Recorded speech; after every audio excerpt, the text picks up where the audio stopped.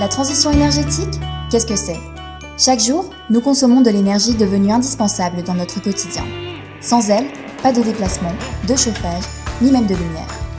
Pour bénéficier de ce confort, nous produisons de l'énergie de différentes manières. Depuis longtemps, nous utilisons les énergies qu'on appelle fossiles.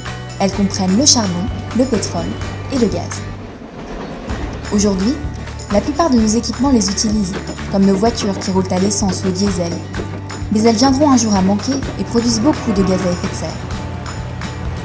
Dans les années 70, la France a investi dans le nucléaire. Aujourd'hui, ce sont 58 réacteurs qui fournissent les 3/4 de notre électricité.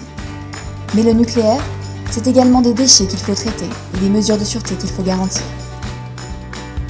Enfin, il y a les énergies dites renouvelables. La nature fournit sans limite ces matières premières. Elles permettent de produire de l'énergie de manière beaucoup moins polluante. Mais elles sont également variables. Le soleil ne brille pas toujours et le vent ne souffle pas tout le temps. Mais la transition énergétique, c'est également s'interroger sur notre consommation d'énergie.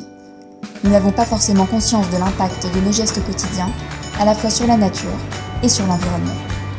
Par exemple, a-t-on vraiment besoin d'éclairer toute sa maison lorsque l'on occupe une seule pièce ? Mieux consommer permet aussi d'optimiser notre système énergétique afin d'être moins dépendant des importations toujours plus chères et garantir un accès équitable à tout le monde.